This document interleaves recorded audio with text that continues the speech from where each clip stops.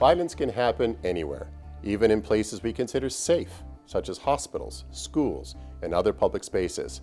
But we can avoid devastating consequences with critical thinking and by preparing to act during rare active shooter incidents.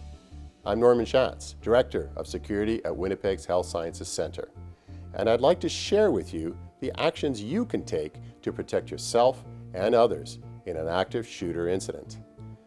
The training in this video will be demonstrated with an active shooter incident. However, these applications apply to various active aggressor situations where different weapons could be used. Preparing for dangerous incidents and knowing your options in advance will help you move beyond fear and take action. Even areas with well-trained on-site security personnel remain vulnerable to an active shooter. We all need to consider what we will do if faced with an active shooter, especially in caregiving professions, so we can help protect others. Empowering yourself to act starts with accepting the possibility that an active shooter incident can happen. Prepare right now, calmly, while you have time to think about it. Begin by paying attention to your surroundings and using situational awareness. Ask yourself, where are the closest exits? And which rooms have locking doors? Think about all the what-ifs that apply to your specific work area or public places where you spend a lot of your time.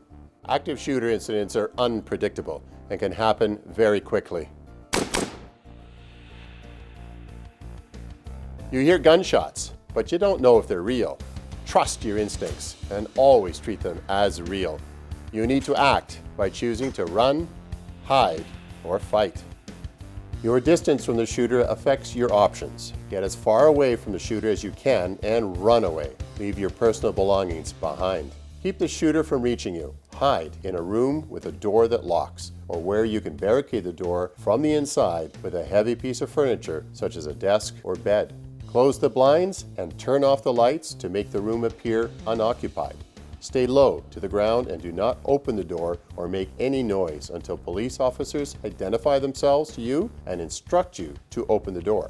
If you have a cell phone or another electronic device, put it on silent mode. Only call 911 to alert the authorities if it does not put you in danger.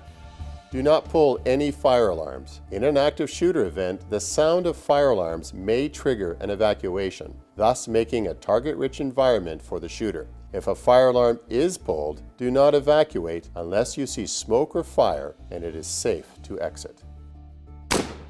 You may help other people who require assistance to hide if you have time to do it safely. Quickly and quietly guide them to safety. Hide together with those in your care. You can then promptly resume care for others once the situation is resolved. Do not risk your safety to assist injured people or try to move them back to their safe zone. Doing that may jeopardize your cover and place others at risk. In healthcare settings, code teams must also not respond to calls as it may put their lives in danger. First responders will attend to injured people when safe to do so.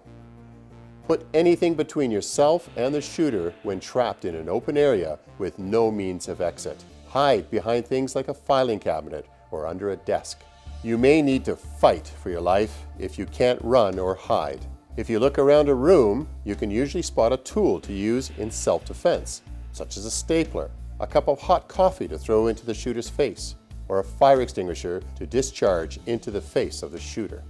If confronted by the shooter and as a last resort you decide to defend yourself, be committed. You must do whatever it takes to survive.